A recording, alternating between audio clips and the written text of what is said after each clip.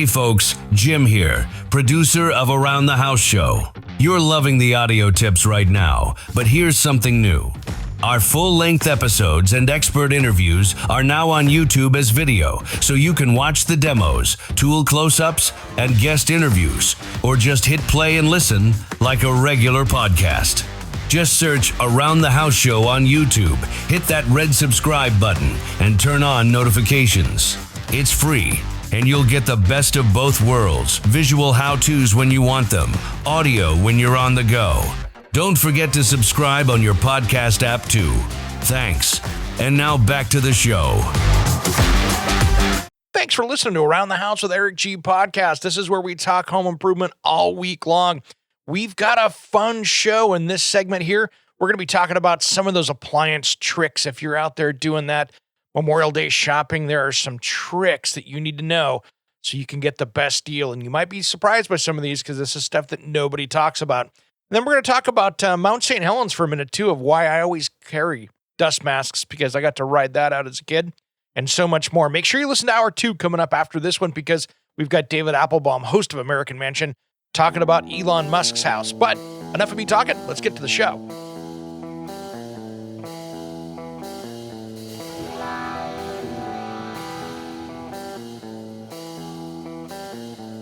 Everybody stop what you're doing, please! When it comes to remodeling and renovating your home, there is no better show on your radio. This is Around the House with Eric G. Where's the hammer? From your back fence to the sidewalk, Eric will tell you how to keep it all in tip-top shape while helping you save a buck while doing it. If you like DIY projects, it takes a lot of practice to get good at it, and Eric is here to guide the way. Is it on the... Go up on the other floor. Somebody go up there and stop the hammering. All that and more on the fastest 2 hours of home improvement radio. These are the wrong plans. These are the old plans. Oh! Welcome to Stop it! Around the House with Eric G.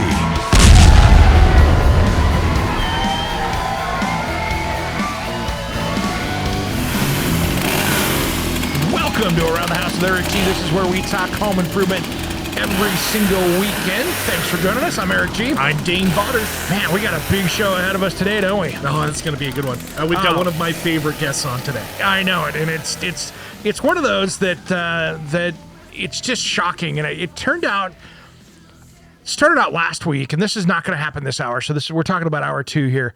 But here's the thing: when we were sitting there chatting last week, I was watching the Joe Rogan podcast, and I love Rogan from time to time, and so I was listening to that because Elon Musk was on there. Yep, again, and the last time he was on there made national headlines. It's always newsworthy. Something always happens, so it's always like, all right, what's this train wreck going on today? Let's take a look at that.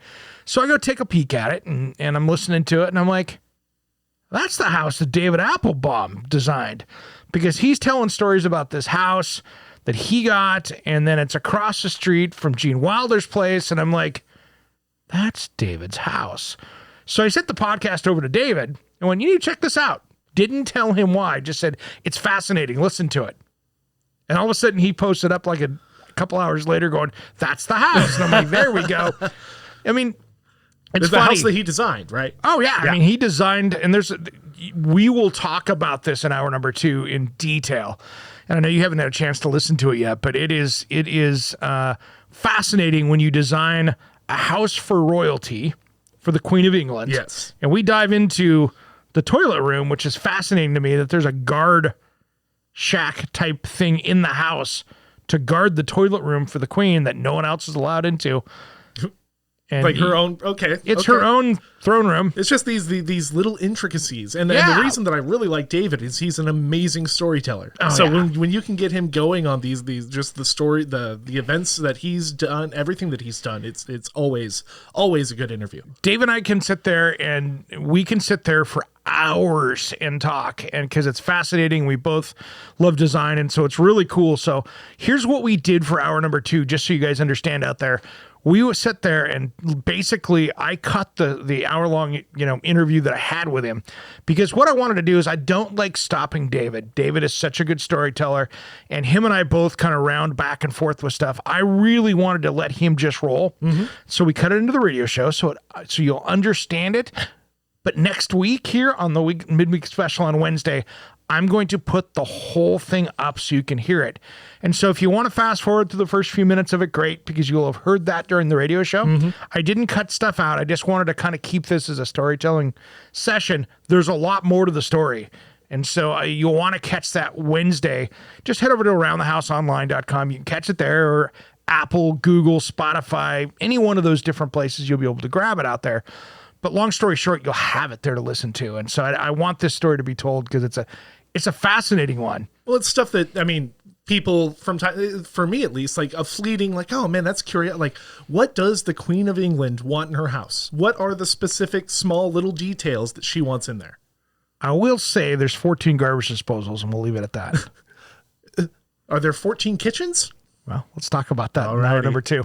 All right. Well, I wanted to talk today. It's about something I wanted to give you a deep dive kind of into appliances, because we are coming up on the Memorial Day weekend sales. Oh, yeah. They are, we're in that sales right now. So I wanted to give you some tips out there and let you know kind of how the appliance industry works, because it's not something that's told a lot about.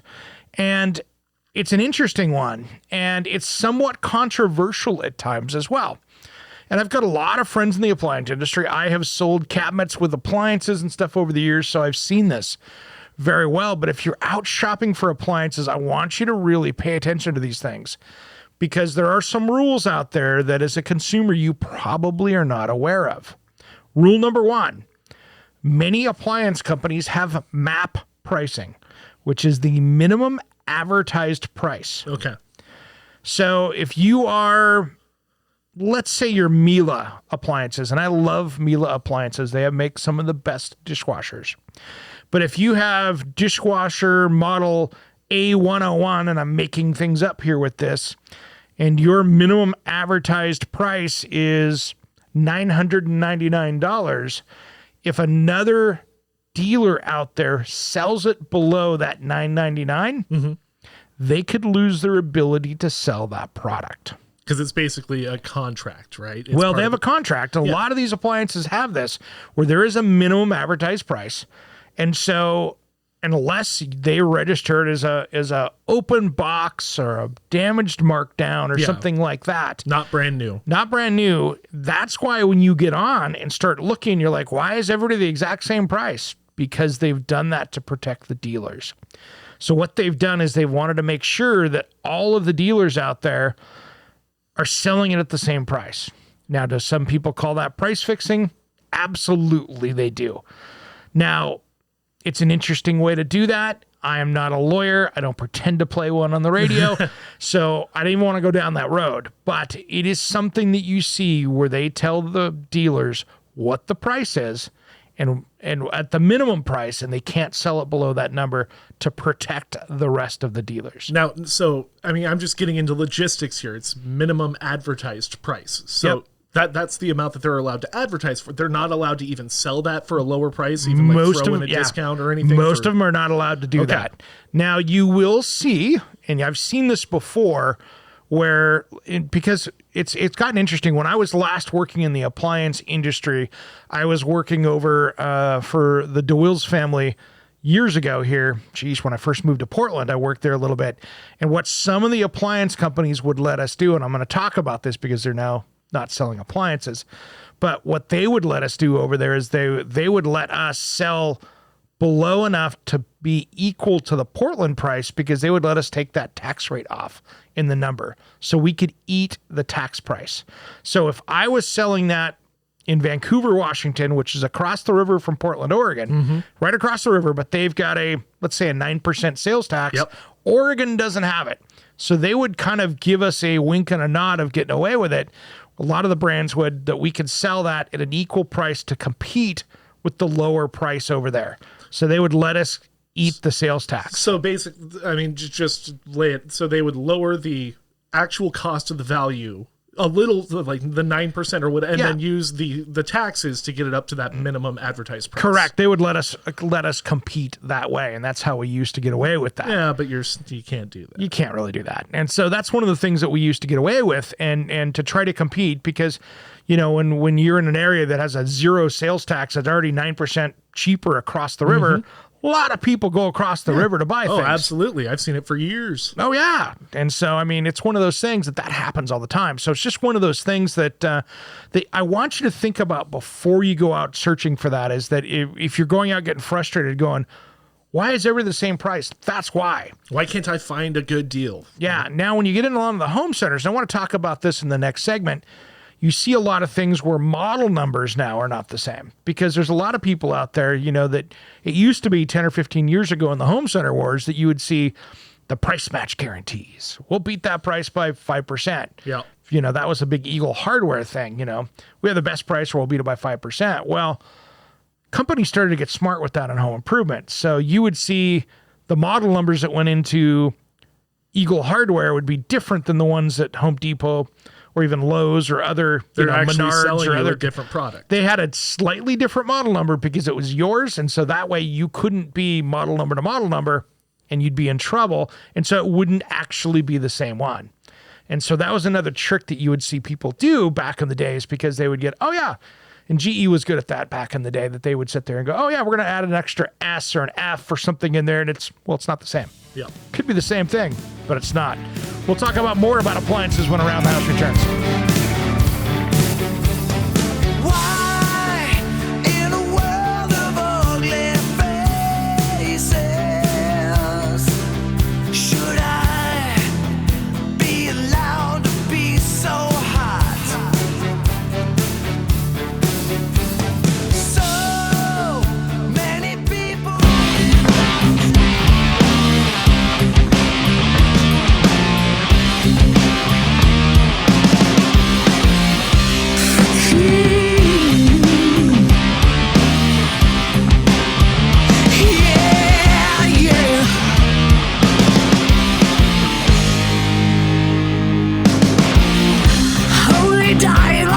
You've been down too long in the midnight sea. Oh, what's becoming of me?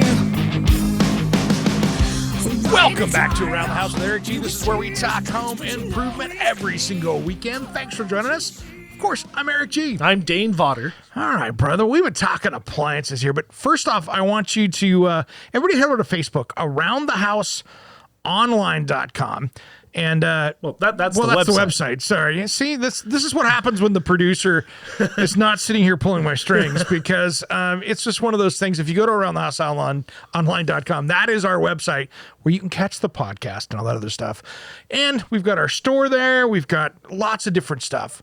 But if you want to do a little bit more and head to Facebook, that's Around the House with Eric G. And it's the same with Twitter, Instagram, LinkedIn, all those different things. You can find us all in there. With our dailies I've been doing, if you want to see my daily tips, that's where you can grab those. Those little video daily tips are a 1-minute tip. You can catch on Instagram, Twitter, Facebook. Mm-hmm. And we're doing something, weekdays every single day. So if you want a little DIY tip, jump on it there. It's been wildly popular. I've been surprised how much Instagram and all those things have been growing. We get hundreds of likes on that stuff a day, which is fun. Absolutely. It's definitely starting to gain some traction. But hey, if you have a question for us, we'd love to answer it. Our number here in the studio is 971-233-8992. That is a number you can call 24 hours a day, 7 days a week. You're going to leave a message and your name, what the issue is, and a number to call you back, and we will call you back and record it. You got it. We want to see you as part of the show. Well, we've been talking about appliances here, and one of the things I really wanted to talk about is, now that we're in the Memorial Day sales, I wanted to talk about we have the rules of how people can sell appliances with a lot of these different companies. Now you're going to see the special buys. And this kind of relates back to the last, and this is something I'm curious about. Yeah. So we were talking about minimum advertised pricing. Does that price itself go down from the manufacturer for these sales? Many times what you'll see with a brand is that they will come out with a specific model number. That will be and you'll see like at Home Depot or Lowe's or Best Buy, and it'll be special buy. So that's how they get around that, is that they've now taken their model, maybe put a little bit different model number on it, or if it's a big enough retailer, they've created a special product in that. And now all of a sudden that special buy is what it is. And so now that's where you'll see $400 off a unit or something like that. That's what those are. And so they've created that special buy to get you there, which is kind of interesting because, there's a lot of these little tricks of the trade out there. And this is where I'm going to say the first thing that, if you would have listened to the show 4 years ago with me and Handyman Bob on here, you would have heard me bashing on certain brands. Yeah.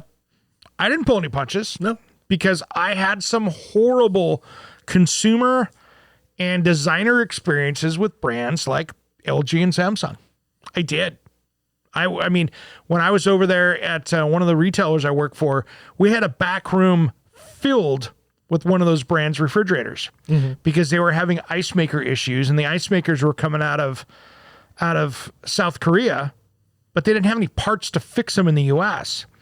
And so you'd have, again, somebody's name made up. Mrs. Smith would go in and buy a $2,000 refrigerator, get it delivered. They'd go to hook up the ice maker, and the ice maker wouldn't work. Well, who's going to accept that refrigerator when they can't get it to work? No, so it'd come back. Defective. They'd get another one out there. Maybe that one wouldn't work. They had a dozen fridges in the back that they couldn't deliver that were unboxed, that were broken.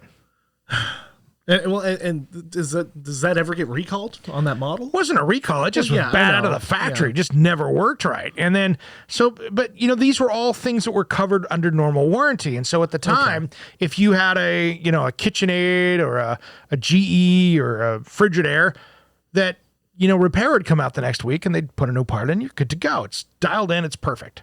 And so that's kind of what happened. And then you would see, other problems that you would see is that, the washers and dryers, the front loads had some serious structural issues in them. Like they would make the back piece, and you know how a front load washer spins very fast. Oh yeah.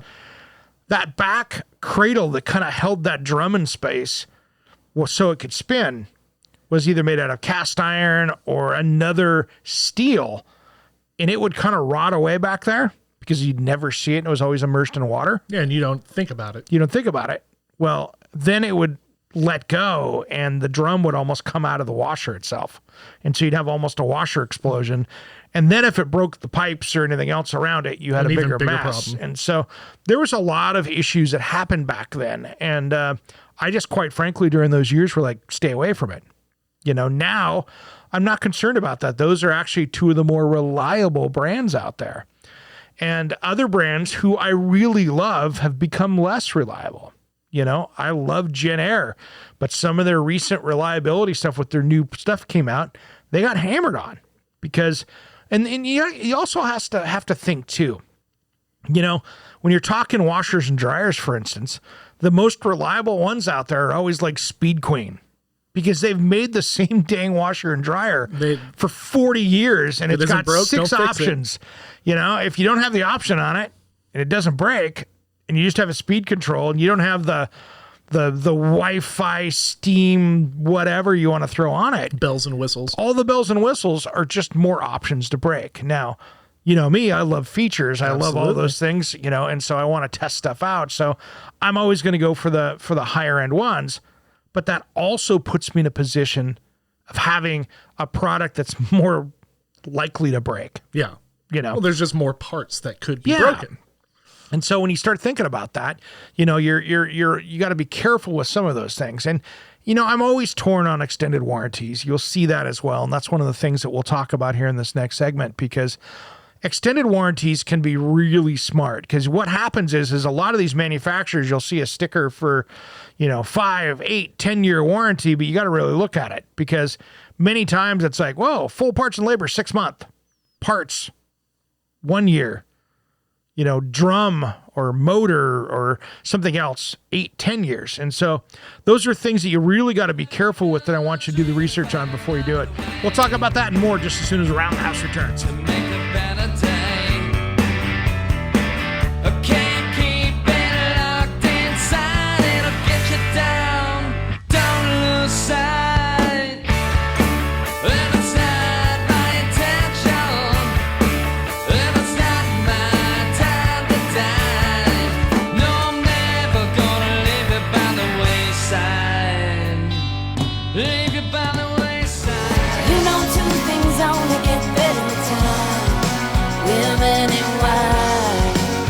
This is Farewell, Angelina. And you're listening to Around the House with Eric G. It goes down so smooth.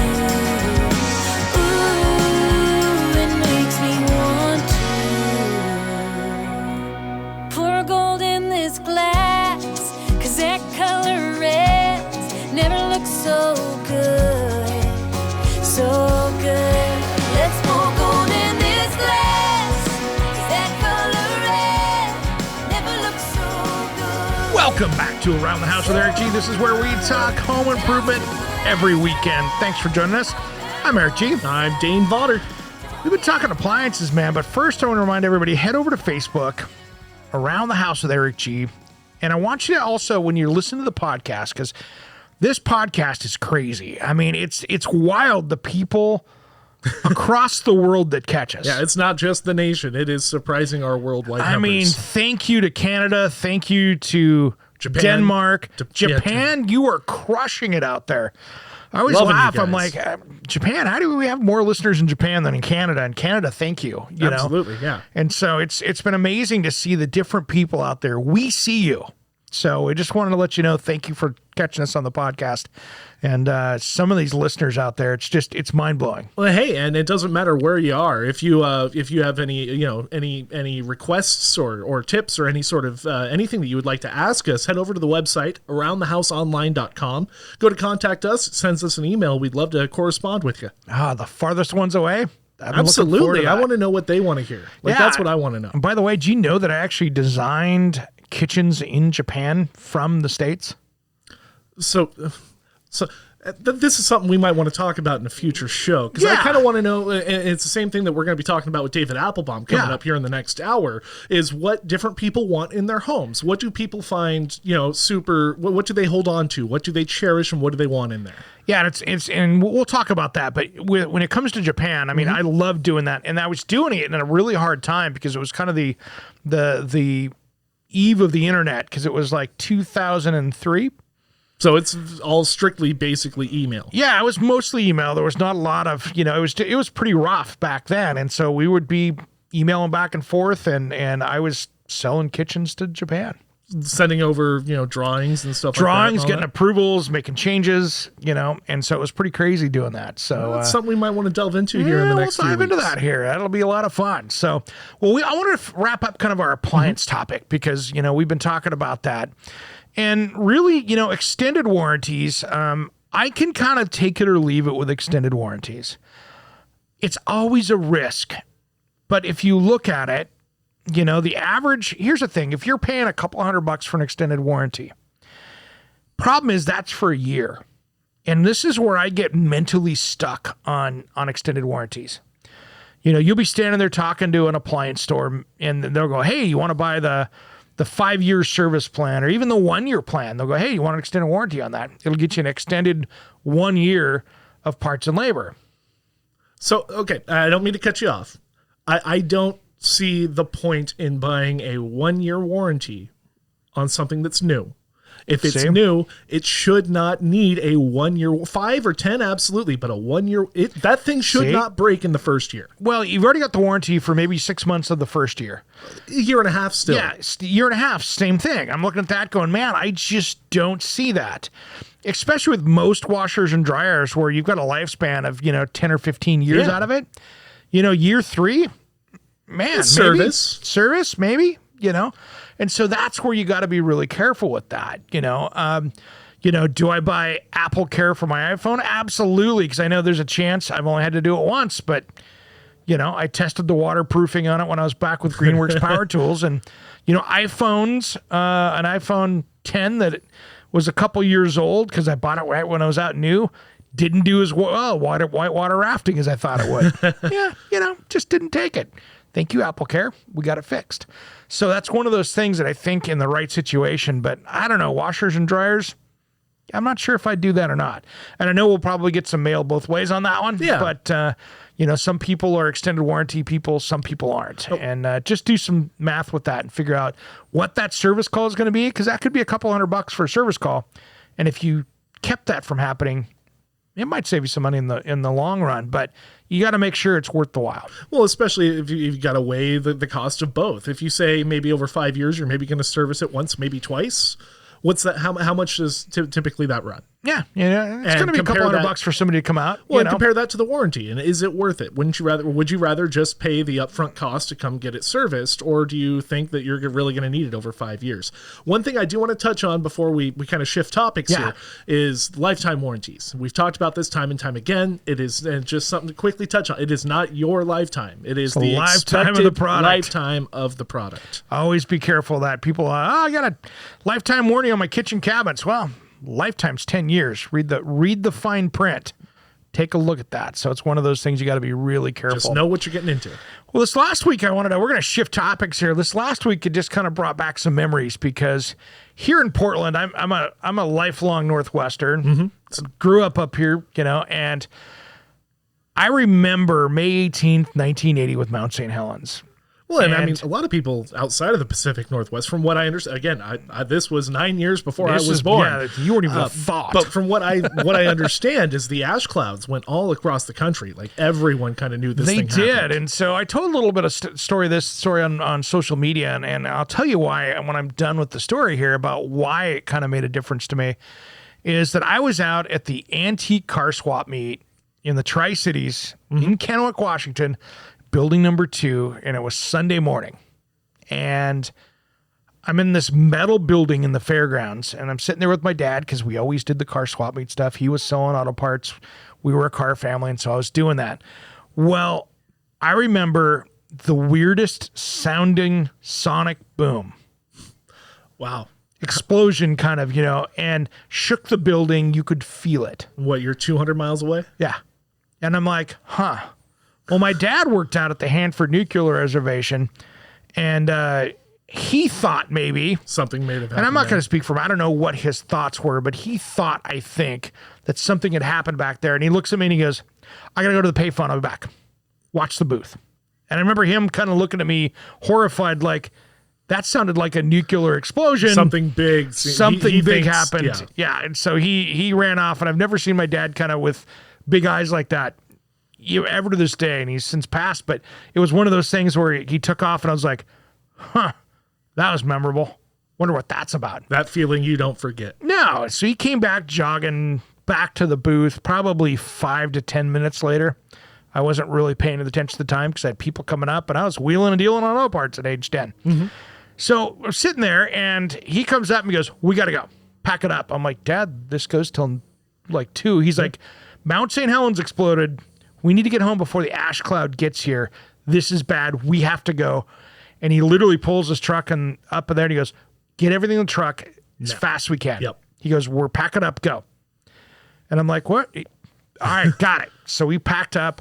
I remember on the way home looking, we pull out of the fairgrounds. It was only 20 minutes probably to get everything home. packed up. I can't remember how long it took. Probably 20 minutes, half hour to get packed up. We had tables and stuff, and it's like packing up a yard sale in the back of a truck. You gotta, do it quick. Well, we get everything packed up, and I remember looking out, and it's just like I see movies today. I'm like, oh yeah, that looks what it was. These black and silver and gray rolling clouds that looked like they were alive, and it was horizon to horizon rolling at you, and it was like, oh wow. So I remember pulling up in the driveway just as soon as it started snowing dirt and ash. So were you able to see, like, looking to the west, seeing it come your way, or was it already engulfed? No, basically? It was a rolling, like a wave coming at you. Ugh. And so I remember that as a kid going, whoa, that's cool. And so we ended up doing that, and we get in the driveway, and my dad's like, don't even unpack it. We're staying inside. He's like, stuff's safe out in the back under the canopy. Okay, it was at least under something. It was fine. He's like, nope, it's back there. It's good. Okay, cool. So we do that, and we get inside the house, and I remember it was about noon the streetlights started coming on. And I'm like... because it's getting dark. It's that dark. And then we got, a couple inches of ash overnight, just through the day. Wow. Of just, and then all the cars started blowing up. Well, I remember because we ended up having to go out and go to school and stuff, and school got called out and things like that, because not enough people had dust masks. Sounds like recently, right? Sounds familiar. Yeah. So I remember my dad had some and I remember as a kid not being able to go out and play with my friends because I didn't have a dust mask. And so from that day on, whenever I've had home improvement stuff, I've had a dust mask. And it's one of those things that's good to be prepared. We'll talk about more about that just as soon as Around the House returns.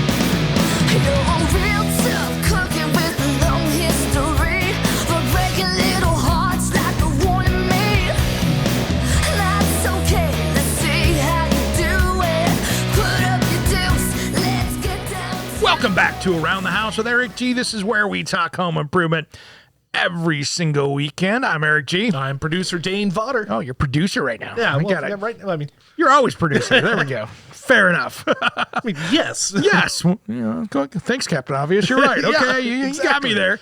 Well, here's the thing. That was a little bit of Liliac. I love those guys. They're so good. I love those guys. I'm bummed because their concert got canceled this summer. They were coming to at least our neck of the woods, literally, because it was, I'm pretty sure, a concert that's like out in the woods. Yeah. And I really wanted to go see them. I know it. I was looking forward to that because they play such a great part of the show, and we thank them for the support as well because, we've got a lot of friends in the show here, and all these people help us with the music and stuff, and we really appreciate all of that. Absolutely. And next time they come out our way, like once all of this is over, I will. We'll be there. We will be there. Yes. That's one of those things that we'll be popping out there and having a good time with them. Well, I was just telling my Mt St Helen story, and the reason why I wanted to tell this story, and we ended up cutting out to break, is that I really want people to think about some lessons learned out of this whole thing that we've been dealing with. And this is not going to be some big COVID thing here, but we all need to be a little bit better prepared. Now, some of you are way prepared for anything. Oh, yeah. I get it. But most people are not. And I think there's a lot we can do to be a little more ready, to have a little bit more stuff. I mean, I think, dust masks and all that different stuff that you're going to see, even if we're working in home improvement projects, are going to be a little more important. Well, and it's just all about being able to sustain yourself. Yeah. It's just not having to rely on much of anywhere else in the case that something happens, such as water filtration, stuff, and just all sorts of stuff like that. Well, here's the thing, too. And I want you just to kind of think about this because we, as we know, we have people, internationally that listen to the show.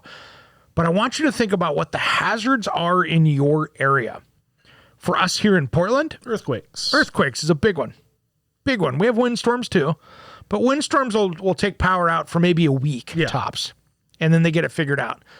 Earthquakes, we're going to have a big one day, and it doesn't matter if you're in Seattle or Portland or anywhere here on this side of the mountains, we're good. That's what's going to happen. It's bound to happen. That's the one here, yeah.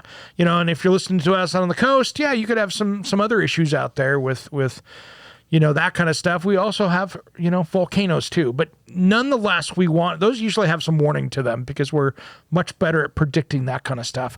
But if you're out in the Midwest, in the Midwest, you've got tornadoes, you've got big winter freezes. On the East Coast, you've got hurricanes, and in the central states, we've got tornadoes and stuff. So there's lots of different things. I want you to think about what those are and make sure that you've got the right stuff for it. If you've got tornadoes and hurricanes, is your house ready? Is it bolted to the foundation? Do you have a place to go hide? Do you have all those things? Do you have enough food for a couple weeks until people can help you? Because, that's the one thing I think we all should all pay attention to is that right now, up until this, most people here in the U.S. had a fairly big blind faith that, if we don't have food, someone's going to help us. We realize that maybe that help might not be around the corner like you think it is at the rate that you thought of. It can last as long as you think it can. Yeah, it might be 2 weeks before somebody's doing airdrops with food. Yep. Hate to say it, could happen. or it could be that's how long it takes to get there. So I don't want to make this sound any kind of negative, but I just really want people to think about having that extra water or the filtration method to do it, having that food, having the gas for your generator, and just having a good habit of keeping safe. I mean, just the first thing that crossed my mind was it Panama City, Florida? The last hurricane? Yeah. There was a picture of how many houses that you could tell were not bolted to the foundation. Yeah. In hurricane country. Yeah. So these are things we all need to pay attention to. Hey, coming up here, I want you to stick around because we have one of my favorite segments, one of my favorite hours of the year here. And I say hour for the radio people, and it's not an hour for the podcast. But I want you to stick around because David Applebaum, architect of the stars, is going to be on. And we're going to talk about the house that he designed for the family of the Queen of England, so for royalty over there, 30 years ago, that ended up turning into the house that Elon Musk was talking with Joe Rogan last week on his podcast. And so we get into a big design statement with this, as well as talking about his time with, Gene Wilder across the street. There's some great stories here. So I want you to make sure and pay attention to this. Now, we can't get all that show in. So make sure that you can turn around and listen to this next Wednesday. Grab the podcast because we're going to have it there. The midweek special. That midweek special, because I'm going to put all of it up there so you can hear it. But for right now, this is going to be, 3/4, maybe 5/8 of the conversation. We'll be doing that as soon as Around the House returns. I'm Eric G. I'm Dane Potter. And you're listening to Around the House.